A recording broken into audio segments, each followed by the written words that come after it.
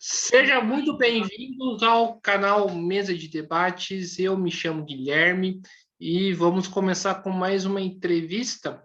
E no dia de hoje eu chamei aqui o Antônio Macapá e eu chamei ele porque ele infelizmente está sofrendo uma perseguição política, né, por parte do Estado, por lutar em defesa dos trabalhadores, né? A gente está acompanhando aqui, a gente acompanhou o caso, né, do Paulo Galo, né,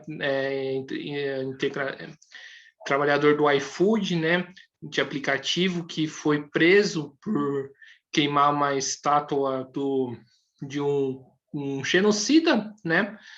E agora a gente está acompanhando aqui a perseguição contra o Macapá, né?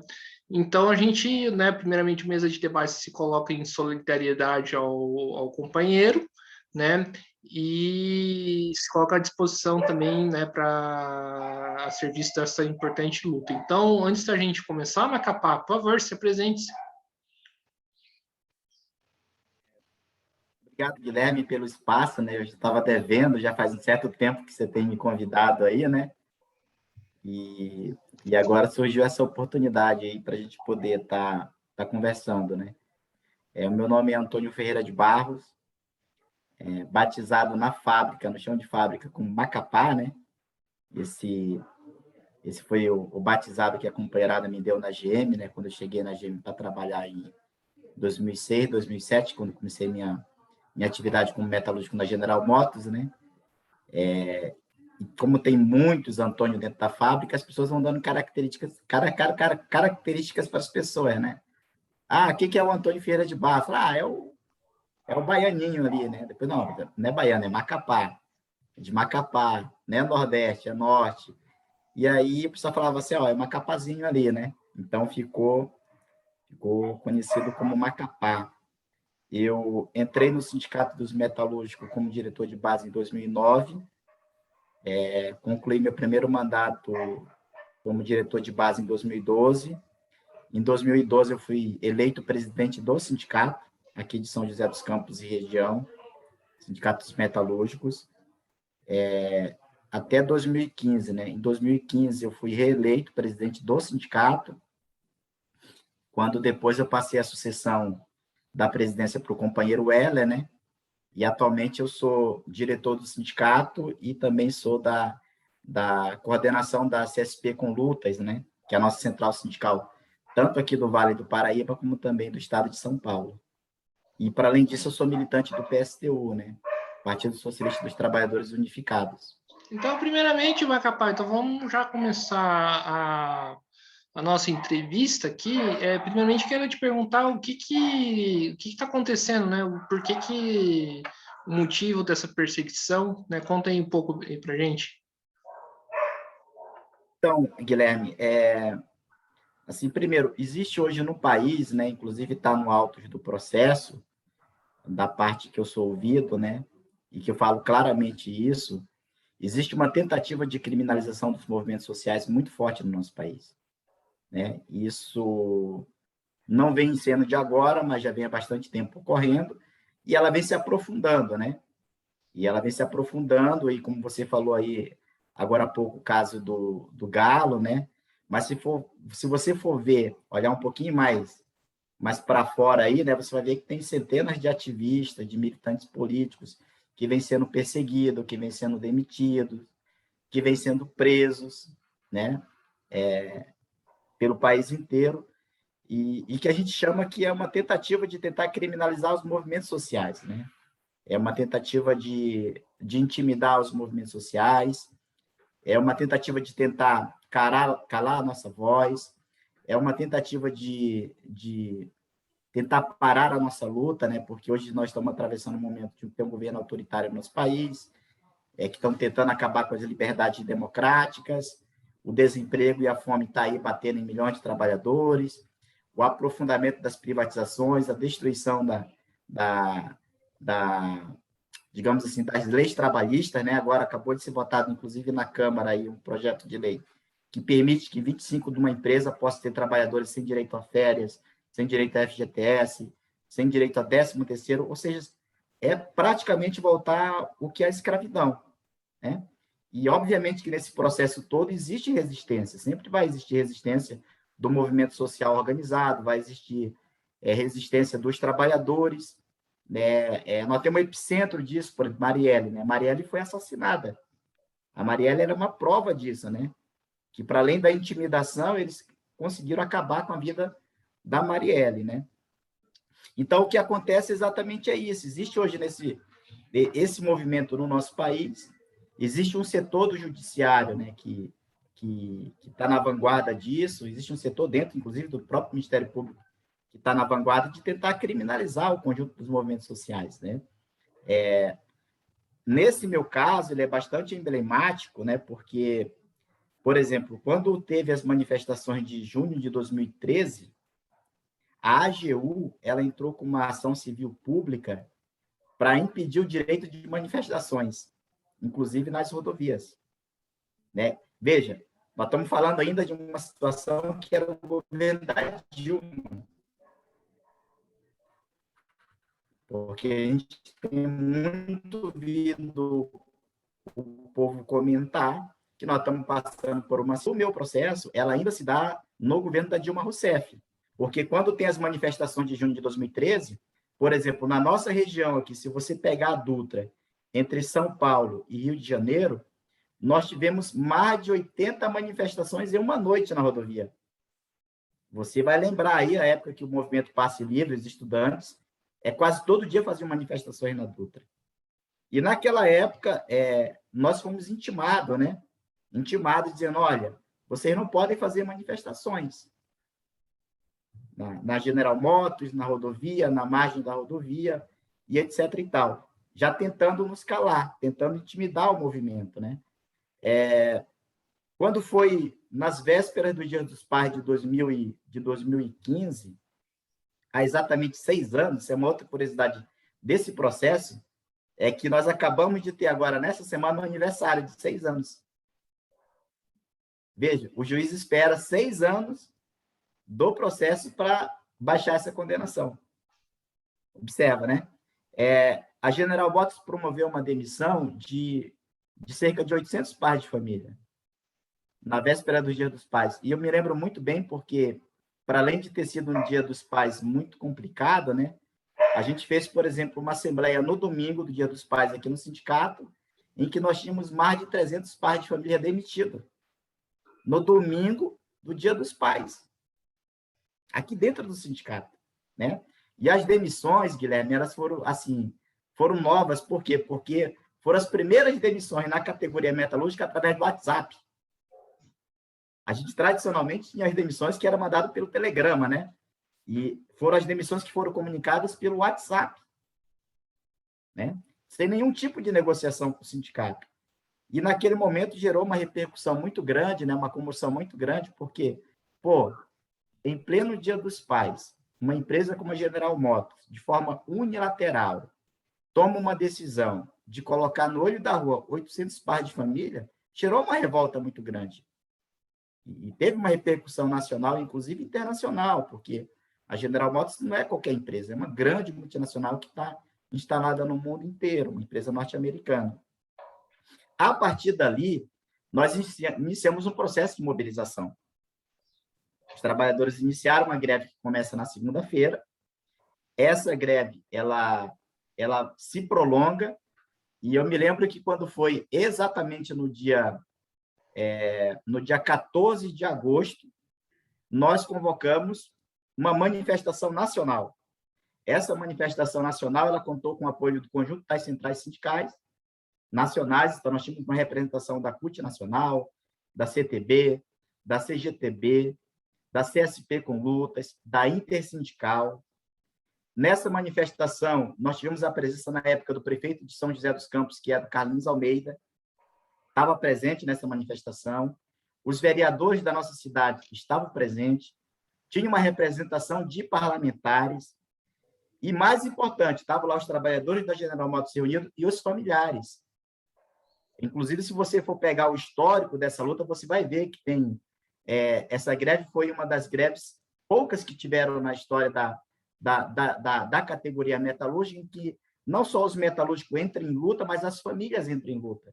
Então, você tinha mulheres, você tinha crianças, você tinha pais, avós, porque mexeu muito com a indignação de todo mundo, né? Esse fato da empresa ter feito essas demissões. E nós estabelecemos naquele dia um protesto.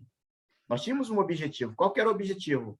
Nós queríamos anular as demissões, nós queríamos abrir um processo de negociação com a empresa, nós queríamos chamar a atenção do governo federal para essa situação que nós estávamos vivendo no nosso país, e particularmente aqui em São José dos Campos, e nós tiramos que nós íamos fazer uma manifestação que sairia nesta data, da porta da fábrica, se direcionada ao Jardim Paulista. E veja, a manifestação ela transcorre toda a Avenida General Motors, até ali próximo a Petrobras, onde a marginal dá acesso à rodovia para poder você entrar no Jardim Paulista. Então, nós saímos da General Motors em passeata, mais de 3, 4 mil pessoas, familiares, toda a representação política que estava presente nessa manifestação, nós nos dirigimos para o Jardim Paulista, aqui para a praça, onde nós fizemos o fechamento dessa manifestação. Foi exatamente essa manifestação. E foi essa luta que possibilitou com que a gente impedisse a empresa de fazer as demissões e devolver, inclusive, os empregos. Porque essas pessoas voltaram para dentro da fábrica, inclusive uma grande parte dela que trabalha até hoje. E as pessoas estão, inclusive, indignadas com isso, né? Então, nessa época, o Ministério Público, aqui de São José dos Campos Federal, ele me aciona, dizendo o seguinte: olha, em 2013, teve um interdito proibitório que impedia os metalúrgicos de fazerem manifestações na rodovia Dutra. Ou seja, passado 3 anos, desse comunicado, além de ser um comunicado arbitrário. E esse comunicado, é muito importante que você saiba, viu, Guilherme, todo mundo que está acompanhando o canal aqui, isso que nós chamamos dessa medida que tentou intimidar os movimentos sociais em 2016, nós fizemos, em 2013, na época, nós fomos notificados, nós entramos com um recurso. Esse recurso subiu, chegou inclusive ao STF, e o STF já votou esse tema, já resolveu. Não está, que tinha um debate todo se era preciso ter pré-autorização ou não, para você poder fazer manifestações em praças, em avenidas, se era preciso ter uma autorização prévia ou não. O STF já votou e disse assim: olha, não, o direito à manifestação é sagrado, ele está garantido. Está entendendo? Inclusive, essa matéria que eu estou sendo condenado já foi, inclusive, julgada pelo STF, e o STF diz: está garantido o direito à manifestação. Está garantido o direito à manifestação. E, mesmo assim, o Ministério Público, mesmo assim, o juiz da terceira vara de São José dos Campos resolveu me condenar. Por esse episódio. E que nós achamos que é um absurdo. Que é uma decisão que tem como objetivo intimidar a nossa luta, que quer calar a nossa voz. E que faz parte desse contexto de tentar criminalizar os movimentos sociais. Por isso que nós vamos recorrer. E, para além de recorrer, nós temos que dizer o seguinte: olha, aqui se trata de um processo de perseguição, se trata de um processo político, que estão tentando criminalizar nossas lutas, porque não se trata de criminalizar só a luta dos metalúrgicos, se trata de criminalizar a luta dos trabalhadores brasileiros, da juventude pobre, dos negros, das mulheres. Então, e nós não vamos aceitar isso. Sim, ô Macapá, eu acho uma coisa bastante injusta, bastante revoltante nesse país. A gente está vivendo um verdadeiro genocídio com a questão da Covid-19 e com a política desastrosa do Bolsonaro. Bolsonaro é um criminoso. O que explica, né, um criminoso estar solto, né, depois de ter matado bastante gente, uma pessoa que lutou pelos direitos dos trabalhadores correu o risco de ser preso? Como que explica isso? O que explica isso, Guilherme, infelizmente, é que o Bolsonaro ainda tem o apoio da burguesia, da elite brasileira. A elite brasileira está pouco se lixando se nós estamos indo para 600 mil mortos. Você está entendendo? A elite brasileira está pouco se lixando se faz diferença a gente viver no regime democrático, democracia burguesa, né? Democrático, entre aspas, que tem as liberdades democráticas, ou se a gente caminha para viver numa ditadura militar novamente. Veja, estão se aproveitando dessa situação da pandemia, não só para empurrar a população pobre para a morte, porque na medida que o governo não garante, né, a alimentação, na medida que o governo não garante emprego, que o governo impõe as duas condições, morra de fome ou morra de Covid. Porque, na verdade, qual que foi a proposta do Bolsonaro? Você vai morrer de fome e vai morrer de Covid. É isso. E empurrou a população para a morte, literalmente para a morte. E, ao mesmo tempo, eles se utilizaram da pandemia para fazer aquilo que o Ricardo Salles disse, que é passar a boiada. Então, veja, o desmatamento da Amazônia, as queimadas, o extermínio da população indígena no nosso país, o desmonte da legislação trabalhista, as privatizações. As privatizações agora estão querendo privatizar a Eletrobras e os Correios. Né? Então, ou seja, o setor econômico está se beneficiando ainda do governo. Enquanto isso, a nossa população está sendo exterminada, está sendo penalizada. Então, na verdade, o que a gente acha que necessita é colocar agora todo o movimento nas ruas, e nós não temos dúvida. Aqui se trata, no nosso país, de um genocídio. O governo é um governo genocida. E esse governo vai ter que ir para a cadeia. Uma hora ou outra, ele vai ter que pagar pelos crimes contra a humanidade, inclusive, que ele está cometendo aqui no Brasil. Você está entendendo? Então, por um lado, a gente vê, não só com relação a isso, mas com o grande empresariado, essa parte, né, passando a mão na cabeça, né, passando a mão na cabeça, e aqueles que estão na defesa da luta dos trabalhadores, da juventude, sendo criminalizados, sendo encarcerados no nosso país. E isso a gente não pode permitir. A gente não pode achar como natural você estar fazendo uma luta em defesa do emprego. Hoje de manhã um radialista falava, né? Cada família tem no mínimo 3 pessoas aí, se você multiplicar por 800 pares de família, mães de família, nós estamos falando de mais, de cerca de 2.000 pessoas, né, que depende do ganha-pão, que depende desse emprego, você lutando pelo sustento dessas famílias, e vir aqui um juiz, e vir aqui o Poder Judiciário, o Ministério Público, e condenar uma luta dessa. É um absurdo completo isso. E nós não podemos aceitar. Ô, Macavá, tira uma dúvida. Você falou do trajeto da manifestação que ocorreu na GM, né? Então, pelo que eu entendi, não houve o bloqueio necessariamente da rodovia, né?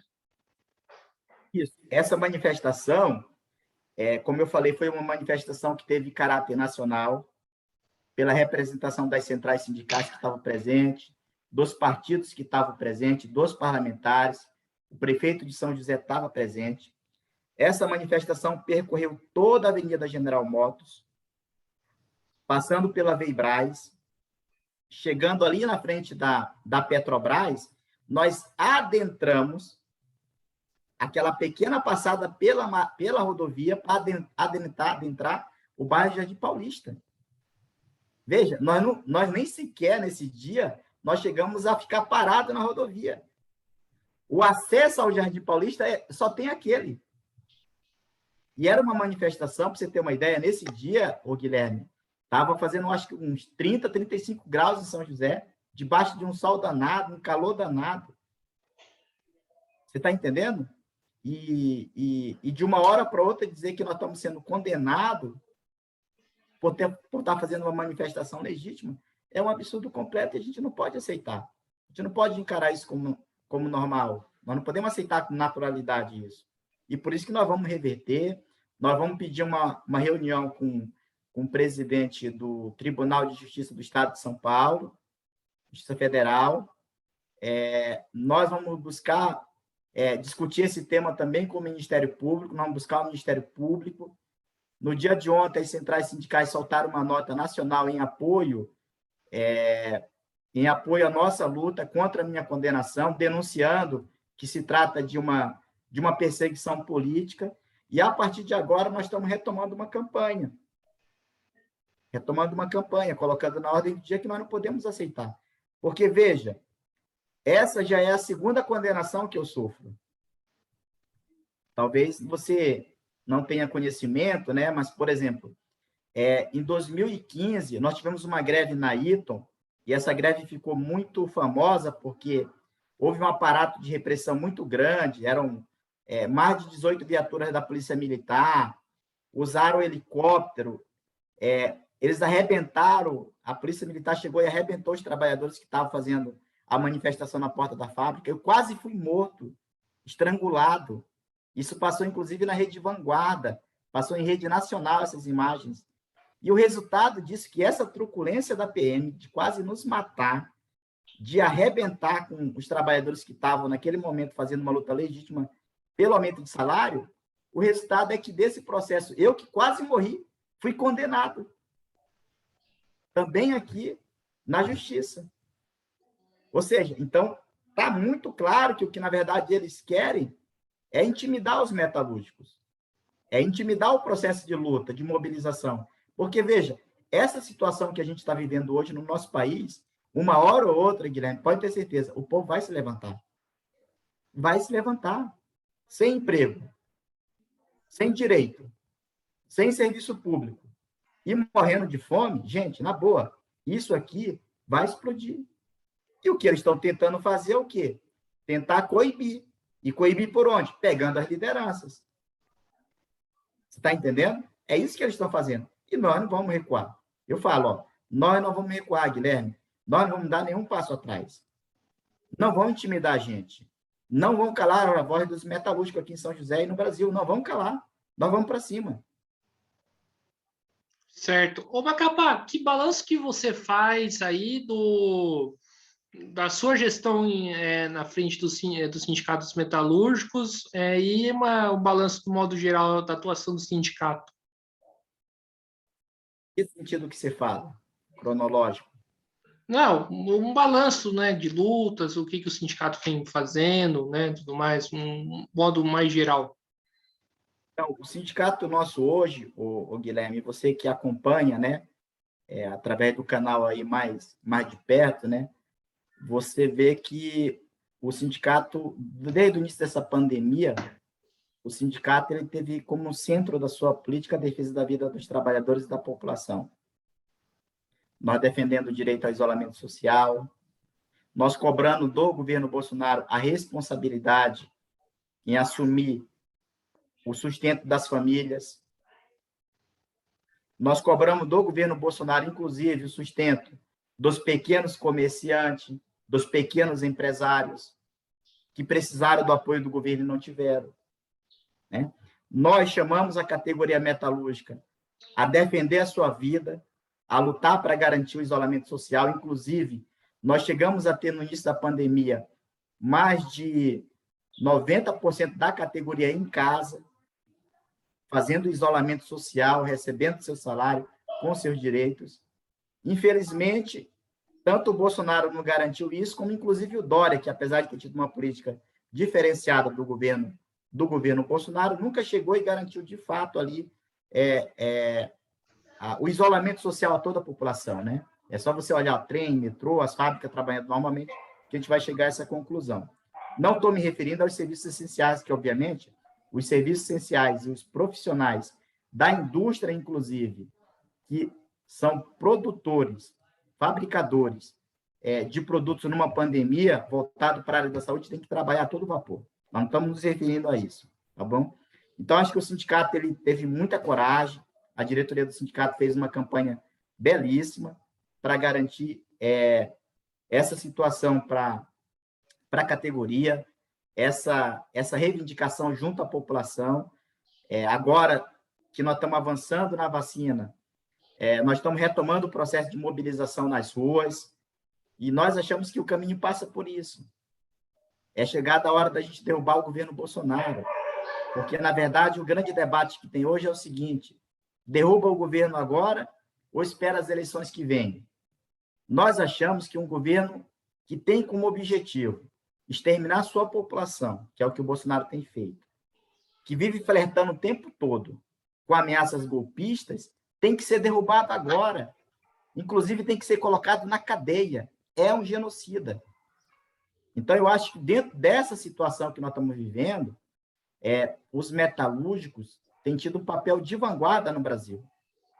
E, particularmente, os metalúrgicos de São José dos Campos e região. E quando eu falo isso, não é uma autoproclamação, não. Pelo contrário. A gente acabou agora este ano, lançar um livro da nossa história. Metalúrgico de São José dos Campos e região, 65 anos de luta. Entendeu? E que retrata um pouco disso, né? Você vê que mesmo nesse cenário, o sindicato conseguiu avançar, inclusive, no patrimônio. Olha a sede que o sindicato tem hoje. Né? Então, eu acho que o sindicato tem tido um papel muito importante, um papel de destaque no cenário nacional, um papel de vanguarda, e essa é a vocação dos metalúrgicos aqui do Vale do Paraíba, e particularmente nós aqui de São José dos Campos. Sim, e aqui perto está a sua situação jurídica, né? O processo. Então, como eu falei, né? Das duas condenações que eu já sofri, uma nós já fizemos o recurso, e essa última condenação agora, o recurso está sendo feito hoje. Nós estamos entrando com recurso.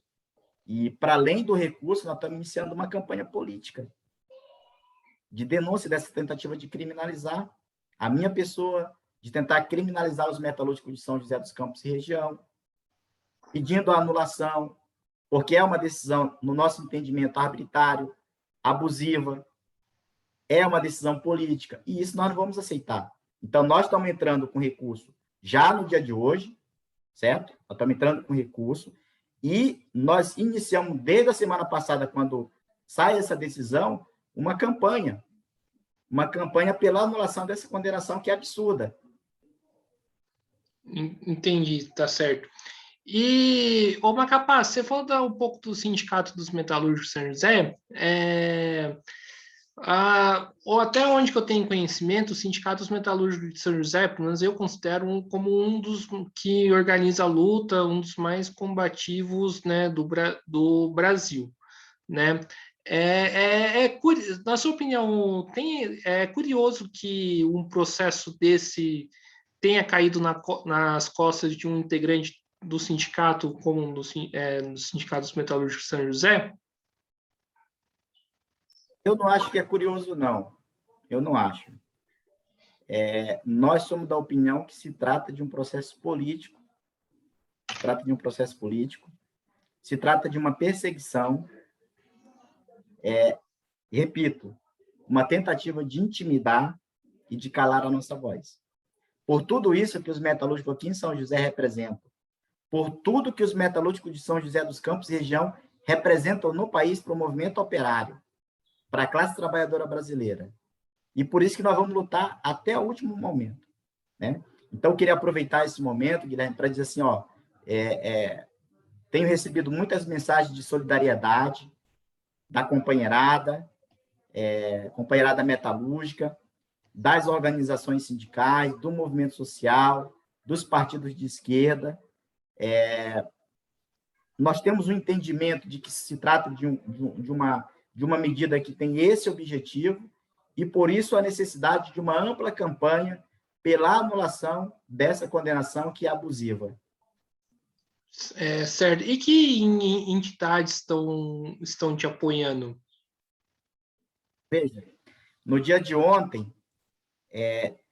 todas as centrais sindicais, se você pode depois consultar aí, a Central Única dos Trabalhadores, a Força Sindical, a CTB, a CGT, Nova Central, a CSP com Lutas, todos os presidentes das centrais sindicais assinaram uma nota em minha defesa e denunciando que se trata de uma condenação abusiva e arbitrária. Nós estamos iniciando uma campanha nacional a partir de hoje. Então, nós tivemos uma reunião ontem de planejamento aqui do sindicato, uma campanha nacional a partir de hoje.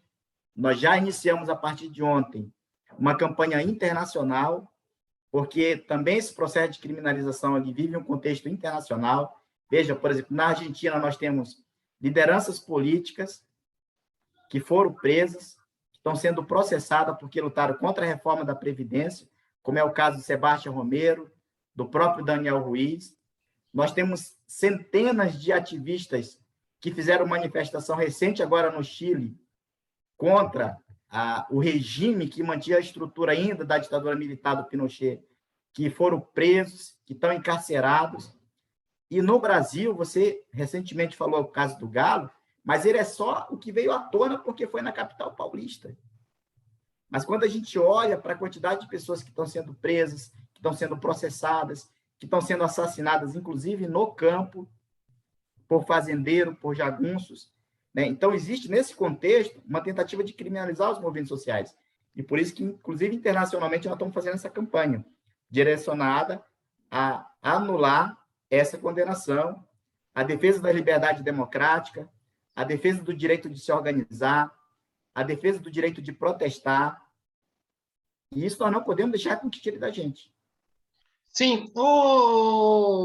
Macapá, você vê alguma relação, né, desse processo que você está sofrendo com, né, o avanço da extrema-direita no país? E qual que é o balanço que você citou aqui um pouco, né? Eu queria que você aprofundasse um pouco mais. E qual que é o balanço que você faz, né, da perseguição dos movimentos sociais na época do governo Dilma e Lula? Assim, obviamente, Guilherme, que num governo de extrema-direita, com viés, né, semifascista, que é o caso do Bolsonaro, que fala abertamente que quer implantar no Brasil uma ditadura militar, que é homofóbico, que é racista, que é machista, esse tipo de governo que defende o interesse do capital, esse tipo de governo, ele libera energias que nós chamamos de energias que são de extrema direita, que até então estavam no país acomodada. Então, é óbvio que no decorrer do governo Bolsonaro, a liberdade democrática estão sendo reduzida. Há um processo de perseguição muito grande sobre os militantes dos movimentos sociais organizados. Há o aumento da repressão, isso é notório. Agora, veja, nós não podemos dizer que só isso é só do governo Bolsonaro. Por exemplo, a base desse processo da minha condenação é o governo da Dilma. É o quê? As manifestações que tiveram em 2013, quando a população brasileira foi para a rua, quando os estudantes foram para as ruas. Diz assim, olha, não se trata só daqui dos 20 centavos, né? Na época, né? Você vai lembrar que foi isso, as manifestações que deu estopim no país em junho de 2013. Então, a base desse processo agora, a base jurídica que estão se utilizando, mesmo que o STF já tenha derrubado, a base jurídica vem lá de trás. Vem do governo da Dilma, de uma ação da AGU contra as manifestações que, naquele momento, estavam tomando conta do país. Então, eu acho o seguinte, eu acho que nós precisamos, obviamente, fazer a defesa de todas as lideranças, dos movimentos sociais, dos trabalhadores, da juventude, do movimento de mulheres, do movimento de luta contra a LGBTfobia. Nós temos que levantar isso. Nós não podemos mais aceitar esse tipo de perseguição, seja do governo do PT, seja do governo Bolsonaro, seja do governo do Dória. Nós temos que fazer a defesa das nossas lideranças. Sim, Macapá, eu escuto muito uma ladainha, né, de que o sindicato dos metalúrgicos é muito, digamos assim, agressivo, né, com a GM, inclusive muitos responsabilizam, né, as demissões, né, da GM nas costas do sindicato dos metalúrgicos, né? Essa condenação sua, né, mostra um outro lado da GM que ninguém conhece? Olha, eu acho que está aí o processo. O processo ele é um processo público, certo? Ele é um processo público. Nós temos que averiguar o seguinte: quem que está por trás disso, certo? nesse momento que nós podemos dizer o seguinte, que se trata de uma perseguição, é um processo absurdo, que tem como objetivo claro a intimidação, calar a nossa voz, e nós queremos a anulação do processo. Por isso que nós estamos entrando com recurso no dia de hoje.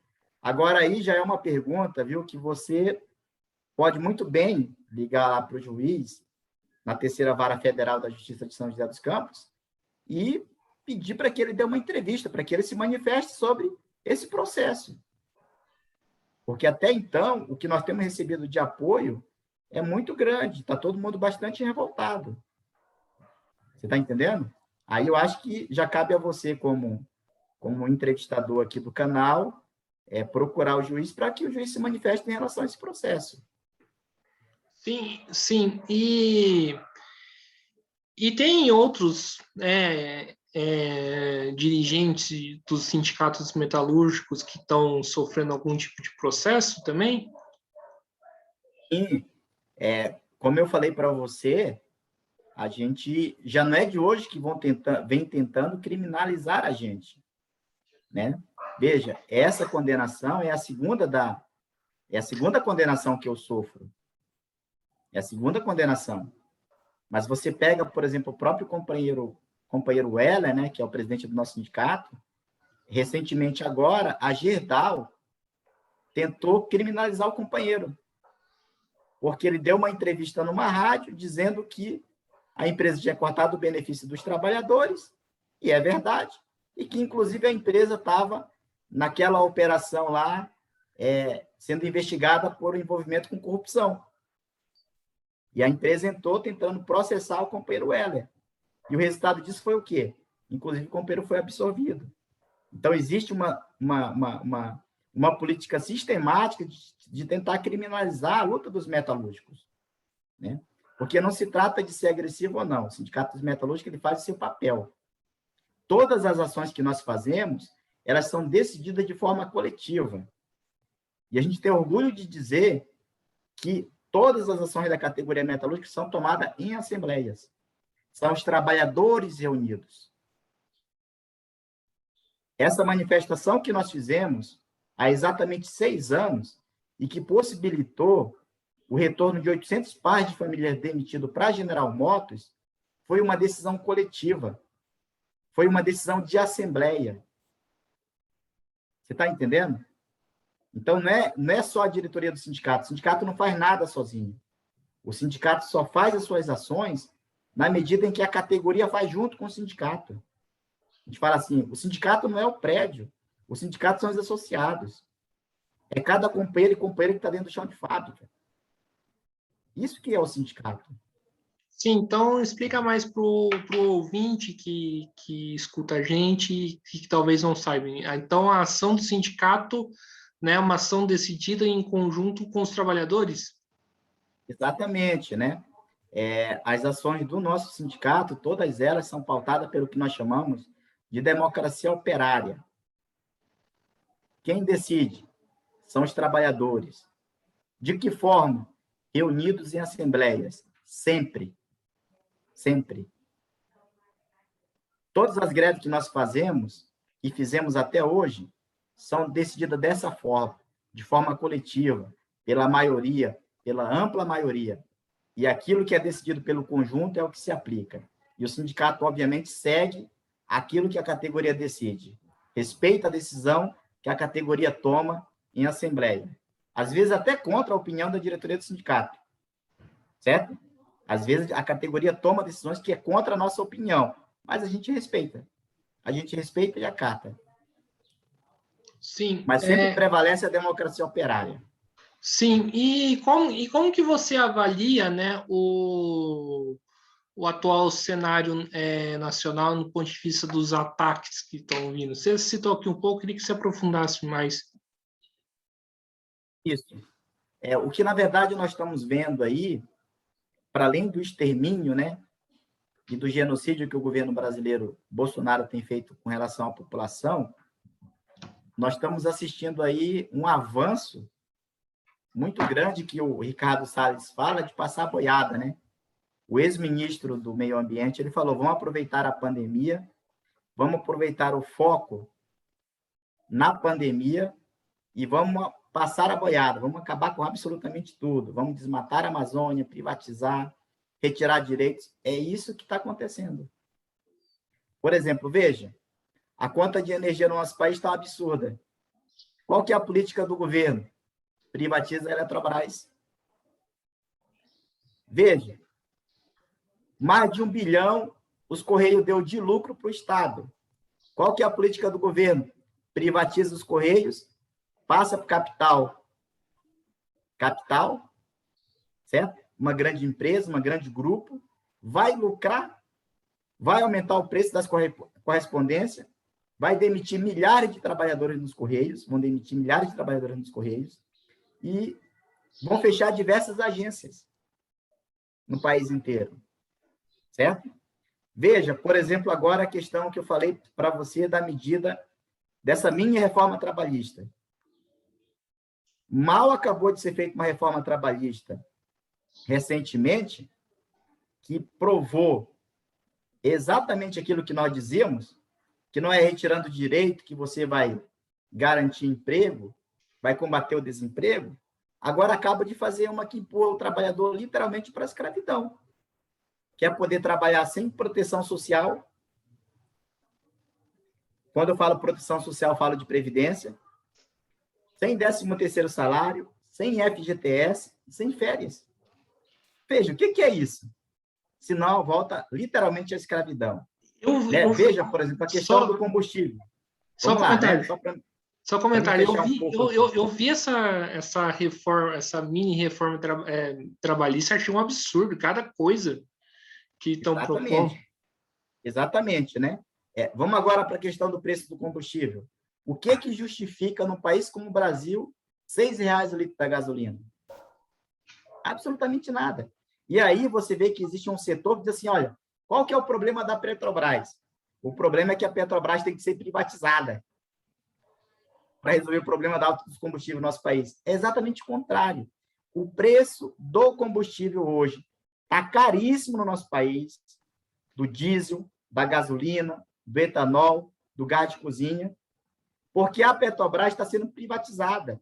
A Petrobras hoje ela responde primeiramente aos acionistas da Bolsa de Valores de Nova York. Então, não é uma empresa que está a serviço da população brasileira para levar um gás barato para a cozinha e a população parar de estar cozinhando a lenha, para o caminhoneiro abastecer o seu caminhão, para a população poder utilizar, ter acesso aos combustíveis. Então, e isso, inclusive, o governo tem aprofundado essa política de privatização. Porque, na verdade, tem sido isso. Em primeiro lugar, responde para lá. Então, o que eu acho? 14 milhões oficialmente de desempregados. Você pega aí 14 milhões oficialmente desempregados, mais os trabalhadores precarizados. Nós temos 39 milhões no Brasil que estão trabalhando sem direitos. Nós temos a maioria da população brasileira economicamente ativa no nosso país, em condições de trabalhar, que está fora do mercado de trabalho, que está trabalhando em condições precárias. Um país como esse não tem futuro. Vê a situação da educação. No período de pandemia, o governo não fez absolutamente nada para garantir condições, mesmo que de forma remota, a população brasileira tivesse o mínimo, que é um telefone, que é uma internet, para poder continuar estudando. Então, a situação que a gente passa no Brasil é uma situação delicadíssima. É uma situação delicadíssima. E, repito, isso vai explodir. Explodiu em 2013, vai explodir de novo. E o que nós estamos vendo que está sendo feito? Uma tentativa de criminalizar as lideranças dos movimentos sociais, porque eles sabem que uma hora isso vai explodir. E não vai ser colocando as lideranças sindicais do movimento social na cadeia que vai resolver o problema. Não se trata disso. Sim, caso você for condenado, 16 dias de prisão, né? Exatamente, né? E tem até uma curiosidade, Guilherme, que por isso que eu estou falando para você aí que seria importante, né? você depois dá uma ligada lá para a terceira vara, né? Ver se consegue uma entrevista lá, né? Com um doutor. Porque, olha só, 16 é exatamente o número do PSTU. É coincidência demais. Sim. É coincidência demais. Uhum. Tá entendendo? É muita coincidência. Então, repito, né? Nós estamos entrando hoje com a defesa, com recurso, e nós acreditamos que essa campanha que nós estamos iniciando agora vai possibilitar a reversão dessa injustiça que está sendo feita comigo e que é parte de uma política nacional de combate, de tentar criminalizar as lideranças sindicais no nosso país. Sim.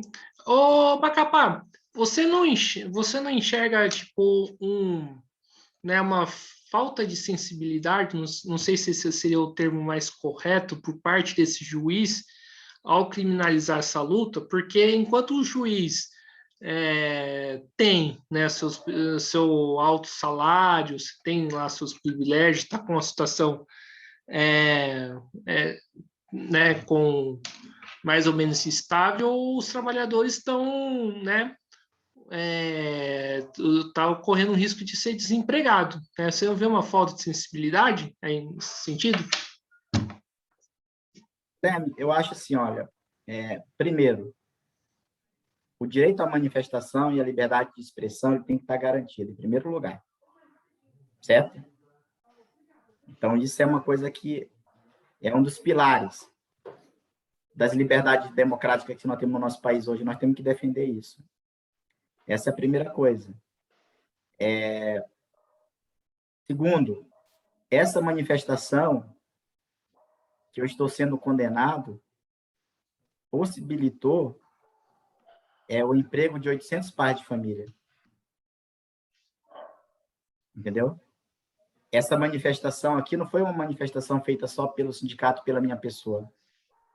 Foi pela categoria. E como eu falei no início, não só dos metalúrgicos. Estava todo mundo envolvido nessa luta aqui, porque entendeu a importância, a necessidade. E, obviamente, que a minha opinião é que o desfecho desse processo agora é uma tentativa clara de tentar intimidar os metalúrgicos. Não tem outra explicação. Não tem. Sim, e agora para fechar o nosso papo, Macapá, quais são os próximos passos, né, dessa luta? Então, como eu falei, nós estamos entrando com recurso hoje. Nós vamos fazer toda a campanha de exigência que seja anulada essa condenação. Lutar não é crime. Nós não podemos aceitar isso que está acontecendo no nosso país nesse momento. E vamos buscar desenvolver uma série de iniciativas políticas, jurídicas também, tanto de caráter nacional como de caráter internacional. Então, você é o primeiro programa que eu estou participando, né, para falar um pouco sobre a situação, mas a ideia é dar a maior publicidade possível para essa injustiça absurda que, nesse momento, eu estou sofrendo e que os metalúrgicos de São José dos Campos e região está sendo imposto aos metalúrgicos de São José dos Campos e região também. Então, queria, desde já, agradecer o espaço aí, viu? Como eu falei, já estava devendo, né? Uma participação com você e fico muito feliz de você estar abrindo aí o espaço para a gente estar colocando um pouco da situação lamentável aí que estão tentando cercear o nosso direito de lutar, a nossa voz e estão tentando intimidar a gente, e nós não vamos aceitar isso. Então, beleza, Macapá.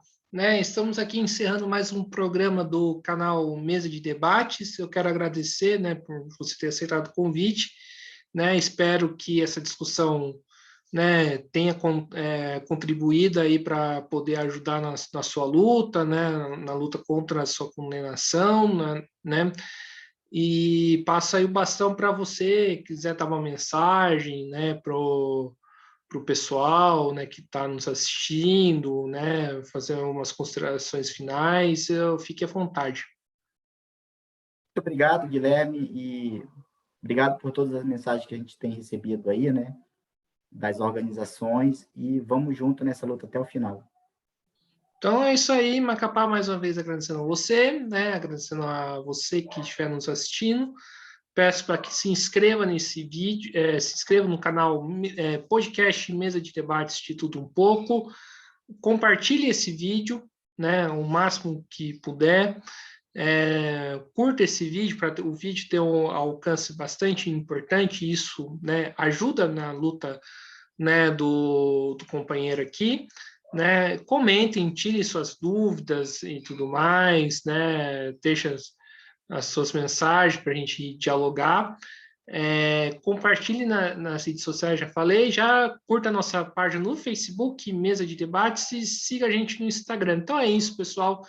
Fique atento à nossa programação, que vai ter bastante coisa interessante, importante vinda por aí, e até a próxima. Fui!